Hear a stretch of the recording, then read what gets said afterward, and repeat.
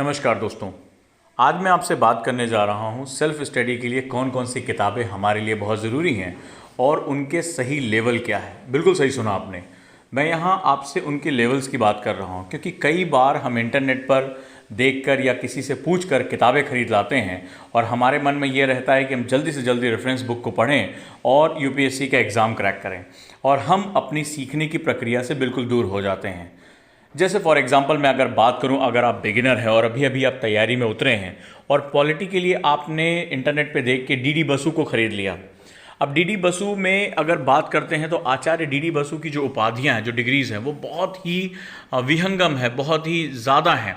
और जब वो किताब की लैंग्वेज आप पढ़ना शुरू कर देते हैं और आप बिगिनर हैं, आपका बेस नहीं, तो आप परेशान होना शुरू हो जाते हैं। फिर आपको लगता है कि शायद आपकी तैयारी में ही कोई गलती है जो आप इसे नहीं पढ़ पा रहे हैं। एक्चुअली में आपके अंदर कोई कमी नहीं है, आपकी जो पढ़ने की प्रक्रिया है वही केवल जो है वो दिक्कत कर रही है। यानी अब मैंने यहाँ पर क्या किया है, आपकी सीखने की प्रक्रिया के अनुरूप मैंने 2 लेवल्स में बुक के बारे में बात करनी शुरू की है, जिसके बेसिस पे आप सीखते जाएंगे। याद रखिएगा, सीखना एक ग्रेजुअल प्रोसेस होता है। अगर आपको किसी मकान की तीसरी मंजिल पर जाना है या आपको 10वीं मंजिल पर जाना है, सेम प्रक्रिया होगी। आप पहली सीढ़ी से शुरू करेंगे और धीरे धीरे आगे बढ़ते जाएंगे। अगर आपने जल्दबाजी की या शॉर्टकट मारा तो आपको चोट लगने की बहुत संभावना रहेगी। यहाँ पर भी वही प्रक्रिया काम करती है, जहाँ पर आप अगर किसी विषय पर अपनी महारत हासिल करना चाहते हैं तो आपको स्टेप बाय स्टेप आगे जाना पड़ेगा। चलिए अब हम विषय के बारे में बात करते हैं। For example polity. तो पॉलिटी एक बहुत ही डायनेमिक सब्जेक्ट है जिसका विस्तार बहुत ज़्यादा है। अगर मैं पॉलिटी लेवल 1 की बुक की बात करूं तो लेवल 1 में आप सबसे पहले एनसीईआरटी फोकस करेंगे, खासतौर पे नई एनसीईआरटी। और अगर आप एनसीईआरटी नहीं पा सकते हैं तो इसका दूसरा विकल्प है सुभाष कश्यप की बुक, जो कि 2 पार्ट में आती है, हमारा संविधान, our constitution, and our parliament, हमारी संसद। आप एनसीईआरटी या सुभाष कश्यप में से जो भी आपको ईजिली अवेलेबल हो उसको आप ले सकते हैं।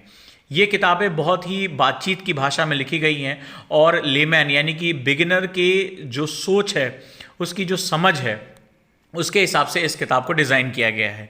यानी ये आपको आपके विषय से परिचित कराती है और आप धीरे धीरे अपना एक बेस डेवलप करते हैं।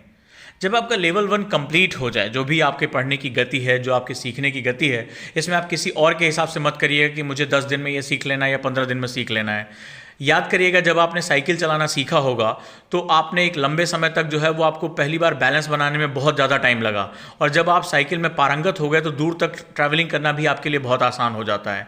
तो सीखने की स्टार्टिंग में हमें धैर्य रखना पड़ता है, हमें वो बैलेंस बनाना पड़ता है, तब जाकर हम सीख पाते हैं। अब हम लेवल 2 की बारे में बात करेंगे। तो पॉलिटी के लेवल 2 में हमारे पास जो सबसे इंपॉर्टेंट बुक होती है उसको हम लोग लक्ष्मीकांत कहते हैं, जो कि पूरे देश में फेमस है। लेकिन जब स्टूडेंट इंटरनेट पे जाता है तो सबसे पहले इसी बुक का नाम पढ़ता है और वो लक्ष्मीकांत लेकर आता है। लक्ष्मीकांत हालांकि पॉइंट वाइज और बहुत ही सरल भाषा में लिखी गई है, लेकिन कई बार बिगिनर अपने आप को सब्जेक्ट के साथ अटैच नहीं कर पाता है। तो यहाँ पर मैंने आपसे 2 लेवल के बारे में बात किया। आइए दूसरे सब्जेक्ट के बारे में बात करते हैं, ज्योग्राफी या भूगोल के बारे में। तो ज्योग्राफी एक बहुत ही डायनामिक टॉपिक हो जाता है, जो इंटरडिसिप्लिनरी अप्रोच का सबसे बड़ा सब्जेक्ट है। अंतर विषय का मतलब होता है, इंटरडिसिप्लिनरी का मतलब है कि ज्योग्राफी अपना कुछ बेस जो है वो इकोनॉमिक्स से लेता है, कुछ बेस सोसाइटी से लेता है, और कुछ ज्योग्राफी इटसेल्फ अपने आप में एक बहुत बड़ा जो है डायनामिक सिस्टम है। तो यहाँ पर जनसंख्या, प्रवासन, मानव, आर्थिकी, खनिज और भू आकृतियाँ, ये बहुत बड़ा एक विषय अपने साथ लेकर चलता है। तो इसको पढ़ने के लिए ज़रूरी है कि हम स्टेप बाय स्टेप अपना जो है वो कार्य करें। अब हम इसमें लेवल 1 में आते हैं। तो लेवल 1 में जो सबसे बेस्ट बुक अवेलेबल है मार्केट में, वो 6 to 12 क्लास की एनसीईआरटी नई वाली। ये अपने आप में बहुत ही ज़बरदस्त किताब है, जो लगभग इन्वायरमेंट के साथ साथ जो इकोनॉमिक और भूगोल के मुख्य तथ्य हैं इन सबको कवर करता है। ये एक इंटरडिसिप्लिनरी अप्रोच, जो चारों आयाम है, जिसे हम लोग लिथोस्फीयर, एटमॉस्फेयर, हाइड्रोस्फीयर और बायोस्फीयर, इन चारों नामों को जानते हैं, जो कि हमारे प्राकृतिक आवास के 4 मूल खंभे हैं, उनके बारे में ये पूरी तरीके से आपको जो है जानकारी देता है। भाषा बहुत सरल है, ढेर सारे फिगर्स दिए गए हैं, मैप्स दिए गए हैं, जो सबसे ज्योग्राफी का मूल बेस होता है वो इसके साथ अवेलेबल है। तो आप यहाँ पर अपना बेस बना सकते हैं। जब आपका लेवल 1 कंप्लीट हो जाए तो आप लेवल 2 के लिए जा सकते हैं। इंग्लिश मीडियम में जो सबसे अच्छी किताब है वो जीसी लियोंग है, जहाँ जीसी लियोंग जो यूपीएससी की रिक्वायरमेंट है उसको काफ़ी हद तक पूरा करती है। और इंग्लिश मीडियम के लिए जीसी लियोंग के साथ साथ हिंदी मीडियम में सविंदर सिंह की बुक बहुत अच्छी है, जो फिजिकल ज्योग्राफी को कवर करती है। भाषा इसकी बहुत सरल है और जो स्टूडेंट एनसीईआरटी पढ़ चुके हैं उनको समझना इसके लिए बहुत ही आसान हो जाता है। इसके साथ साथ इसका दूसरा हिस्सा आता है भारत का भूगोल। चूंकि हमारा रीजन इंडिया है तो यहाँ से बहुत से क्वेश्चन पूछे जाते हैं, तो भारत के भूगोल को पढ़ने के लिए हिंदी और इंग्लिश दोनों में माजिद हुसैन सर की बुक हमारा ये काफ़ी काम कर देती है। बाकी एक बहुत बड़ा पार्ट न्यूज़पेपर और मैगजीन से कवर होता है, तो माजिद हुसैन की बुक को आप पढ़ सकते हैं लेवल 2 में। आइए हम तीसरे हिस्से के बारे में बात करते हैं। तीसरे हिस्से में हिस्ट्री है, इतिहास। सबसे बड़ा सिलेबस हिस्ट्री का अवेलेबल है और इसमें लेवल 1, जिसे लेवल 1 में आप एनसीईआरटी नई 6 to 12 ये आपको पढ़ना पड़ेगा, क्योंकि जो एनसीईआरटी का सेगमेंट है वो काफ़ी बातचीत करती हुई भाषा में है और काफ़ी हिस्से कवर करता है। एक्चुअली हिस्ट्री का सिलेबस सबसे बड़ा है, जिसमें word history, art and culture, ancient history, medieval, modern, ये 5 सेगमेंट हमें जो है वो कवर करने होते हैं। तो लेवल 1 में एनसीईआरटी ख़त्म करने के बाद आप लेवल 2 में आते हैं। लेवल 2 में आप इसके सेक्शन वाइज पढ़ाई करते हैं। जैसे मॉडर्न इंडिया यानी आधुनिक भारत की बात करें तो यहाँ पर विपिन चंद्रा की बुक बहुत अच्छी है, या हाल ही के दिनों में एक नई किताब जो है वो अपना पैर जमा रही है, जिसको हम लोग शेखर बंदोपाध्याय की बुक कहते हैं। शेखर बंदोपाध्याय की बुक का नाम है प्लासी से विभाजन तक, यानी फ्रॉम प्लासी टू पार्टीशन।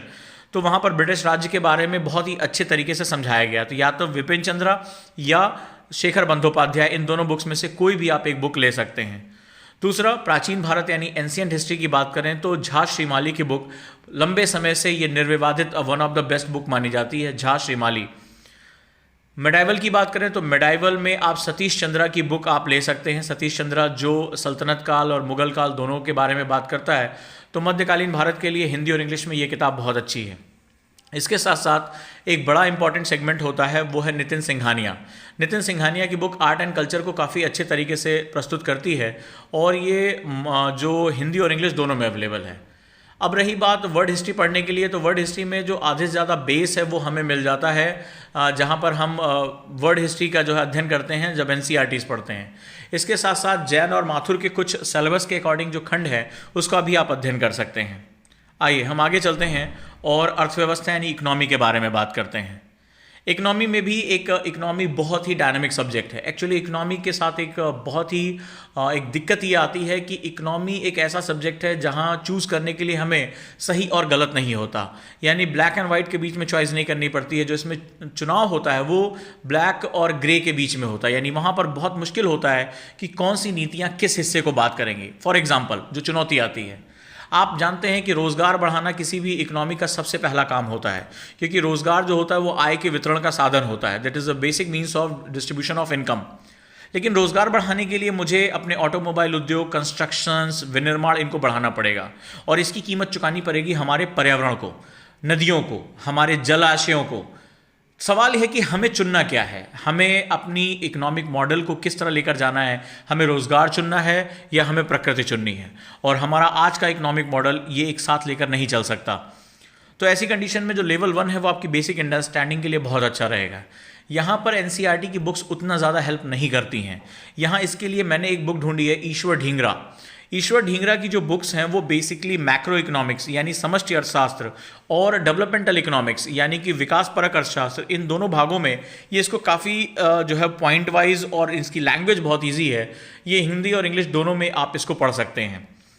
जब आपका लेवल 1 आपको भारतीय अर्थव्यवस्था के बारे में, भारतीय अर्थव्यवस्था के मूल सिद्धांतों के बारे में जब कुछ पता चल जाए, तो आप लेवल 2 में एंट्री करते हैं। लेवल 2 में आपको रमेश सिंह, बहुत ही मैग्रा हिल पर एक बहुत ही फेमस बुक है, साथ ही साथ उसके साथ एक गवर्नमेंट ऑफ इंडिया का डॉक्यूमेंट आता है इकोनॉमिक सर्वे यानी आर्थिक सर्वेक्षण।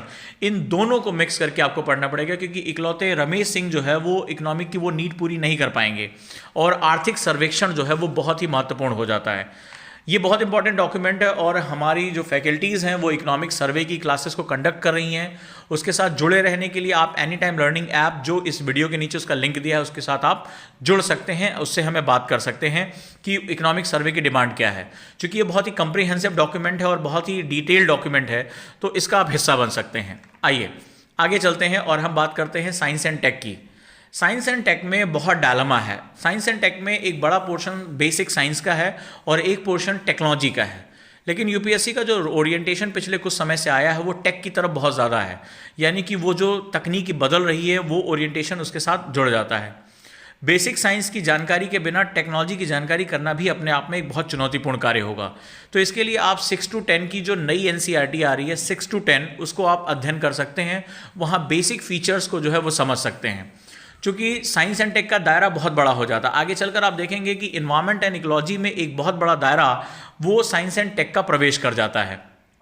अब जब आप बेसिक लेवल 1 6 to 10 एनसीईआरटी अध्ययन करेंगे तो उसके बाद एडवांस बुक यानी लेवल 2 की तरफ जाएंगे और वहाँ पर स्पेक्ट्रम की एक बुक आती है साइंस एंड टेक्नोलॉजी की। स्पेक्ट्रम हिंदी और इंग्लिश में दोनों में आती है। वहाँ पर जो इन्होंने सेगमेंट्स रखे हैं जैसे biotechnology, space technology, nano technology, इसका आप काफ़ी अच्छे से अध्ययन कर सकते हैं। बाकी इसके लिए जो मैगजीन हमें पढ़नी है वो साइंस रिपोर्टर पढ़नी है, जो कि काफ़ी इंपॉर्टेंट एक मैगजीन है। आइए हम आगे चलते हैं और इन्वायरमेंट एंड इकोलॉजी के अध्ययन की बात करते हैं। तो इन्वायरमेंट और इकोलॉजी के अध्ययन करने के लिए इग्नू के 2 पार्ट जो हैं वो बेसिक लेवल पे बहुत इंपॉर्टेंट हैं, आप उसका अध्ययन कर सकते हैं। बाकी इन्वायरमेंट एंड इकोलॉजी के लिए जो सबसे अच्छी वेबसाइट है वो डाउन टू अर्थ है, ये मैगजीन फॉर्म में भी आती है, और उसका अध्ययन करते रहें जब आप एडवांस लेवल पे अपनी पढ़ाई करें। अब आ जाते हैं कुछ कॉन्क्रीट सब्जेक्ट्स पे। कॉन्क्रीट सब्जेक्ट्स में जो सबसे इंपॉर्टेंट सब्जेक्ट है वो है अंतर्राष्ट्रीय संबंध यानी इंटरनेशनल रिलेशनशिप है। तो अंतर्राष्ट्रीय संबंधों में अगर हम बात करें तो इसमें हमें 2 लेवल पे पढ़ना है, क्योंकि ये सबसे डायनामिक पार्ट होता है। इसमें लेवल 1 में आप एनबीटी पर एक बुक आती है वीपी दत्त की। तो वीपी दत्त ने सभी प्रधानमंत्रियों के कार्यकाल के हिसाब से उनकी विदेश नीतियों को जो है वो सैद्धांतिक रूप से समझाया है, क्योंकि फॉरेन पॉलिसी ही इंटरनेशनल रिलेशनशिप को समझने का मूल आधार हो सकती है। तो आप वीपी दत्त की बुक है, ये पतली सी बुक है जिसको आप आसानी से पढ़ सकते हैं, समझ सकते हैं, और यहाँ पर आपको उसके बेसिक्स पता चलेंगे।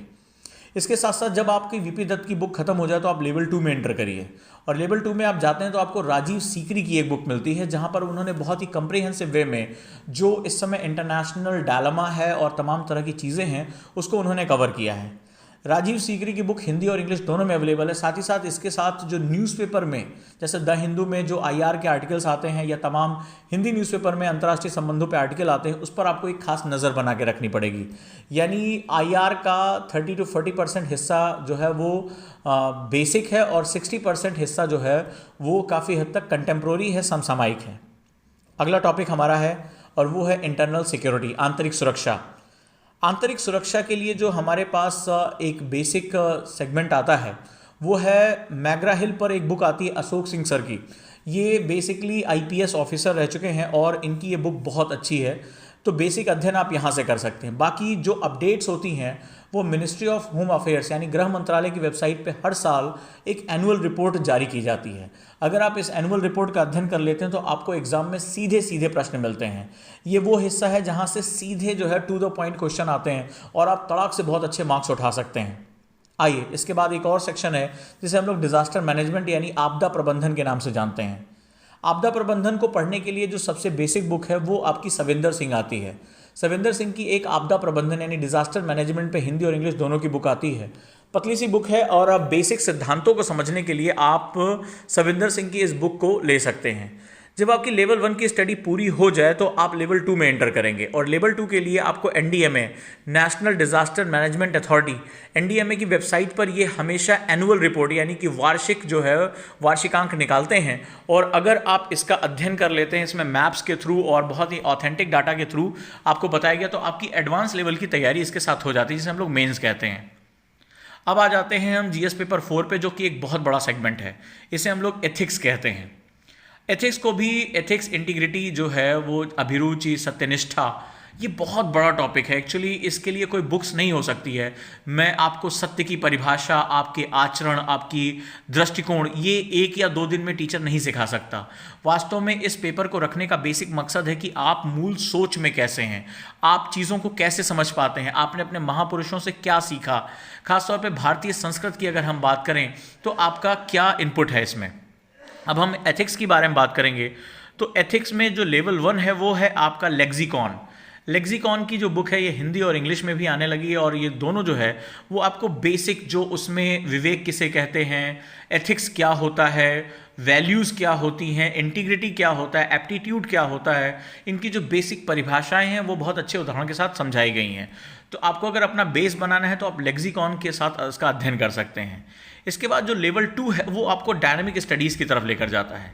इस डायनामिक स्टडीज़ में सबसे पहला है वो है राजनीतिक विचारक। यहाँ पर जो पॉलिटिकल थॉट्स हैं वो आपको बहुत हद तक जो है वो डिसीजन मेकिंग में मदद करते हैं, क्योंकि आप इसी गवर्नेंस का एक पार्ट बनोगे। और उसके लिए जो सबसे अच्छी बुक मानी जाती है वो ओपी गाबा की बुक मानी जाती है, यानी पॉलिटिकल थॉट्स राजनीतिक विचारक की ओपी गाबा। इसके साथ साथ कुछ महान विभूतियों की बुक्स पढ़ना हमारे लिए बहुत ज़रूरी है। जैसे मैं अक्सर एक बुक का एग्जाम्पल लेता हूँ, सत्य के मेरे प्रयोग, my experiment with truth, Mahatma Gandhi, ये बुक आपको पढ़ना है। जो विवेकानंद की बुक है वो आपको पढ़ना है। डॉक्टर एपीजे अब्दुल कलाम, जो विंग्स ऑफ फायर या इंडिया 2020, यहाँ से सीधे सीधे प्रश्न जो है वो निकल कर सामने आ रहे हैं। तो इन बुक्स का अपनी इंटरेस्ट के हिसाब से आपको लगातार इसकी स्टडी करना है। तो ये एक बेसिक सेगमेंट रहा। इसके बाद एक छोटा सा सेगमेंट रह जाता है, उसको हम लोग बोलते हैं इंडियन सोसाइटी, यानी भारतीय समाज। भारतीय समाज का जो मूल बेस है वो आपको राम आहूजा की बुक से मिल जाएगा। राम आहूजा की ये बुक आपको सैद्धांतिक भारतीय समाज और उसकी चुनौतियों के बारे में, उसकी चैलेंजेस के बारे में आपसे बात कर पाएगा। हिंदी और इंग्लिश दोनों में अवेलेबल है।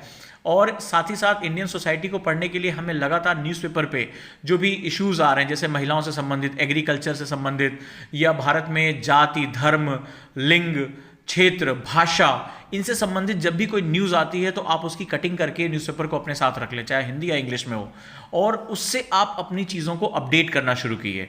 तब जाकर आप जो है वो इसका बेस बना पाएंगे। तो मुझे एक उम्मीद है कि जो मैंने आपको लेवल 1 और लेवल 2 के हिसाब से बुक्स बताई हैं, आप उसको फॉलो करेंगे। याद रखिएगा, किसी भी महान निर्माण में बहुत अधिक समय लगता है। जल्दबाजी में बनाई गई चीज़ें ज़्यादा देर तक टिकाऊ नहीं होती हैं। और आपने जब मन बना लिया है कि आप देश की सर्वश्रेष्ठ सेवा का हिस्सा बनना चाहते हैं, आप देश के एलीट ग्रुप का हिस्सा बनना चाहते हैं, राष्ट्र निर्माण के उन लोगों में शामिल होना चाहते हैं जिनको आने वाले समय में याद रखा जाएगा, तो आप महान निर्माण की तरफ बढ़ चुके हैं। और जितना बड़ा निर्माण होगा, समय उतना ही बड़ा लगता है। इसीलिए धैर्य रखें, पेशेंस रखें, घबराएं नहीं। कोई भी जल्दबाजी इसमें आप करेंगे तो आप कभी भी अपने लक्ष्य तक नहीं पहुंच सकते। मैं उम्मीद करता हूं कि मेरी इस वीडियो से आपको सहायता हुई होगी। अगर ऐसा हुआ है तो इस वीडियो को लाइक करें, अपने उन दोस्तों तक पहुंचाएं जिनको इसकी ज़रूरत है। बड़ी संख्या में मुझसे ये प्रश्न पूछा गया था और बहुत से बच्चों से जब मैंने बात की तो बहुत भ्रमित थे। वो उन किताबों से शुरुआत कर रहे थे जिनके लिए अभी वो तैयार नहीं है। तो मैं उम्मीद करता हूं दोस्तों, अपने प्रश्नों को आप मुझ तक पहुंचाएंगे। इस वीडियो के नीचे अपने प्रश्नों को मुझसे पूछ सकते हैं और मैं वीडियो बनाकर उनके सवालों के जो है जवाब देने का प्रयास करता रहूंगा। अपने इस दोस्त ओजांग को विदा दें और इस चैनल के नीचे एनी टाइम लर्निंग ऐप है, उसको डाउनलोड करें। उसमें तमाम फ्री क्लासेस हैं। साथ ही साथ एक नया इनिशिएटिव लिया गया है और वो है टेलीग्राम चैनल, ओजांग IAS अकेडमी का टेलीग्राम चैनल। उसका भी लिंक इसी वीडियो के नीचे दिया गया है। उसका हिस्सा बने। रेगुलर जो कंटेंट है, जो हमारी फैकल्टीज़ हैं वो क्विज कंटेंट लगातार उसमें शेयर कर रही हैं। ऑडियो लेक्चर में शेयर कर रहा हूँ, उसका हिस्सा बने। धन्यवाद।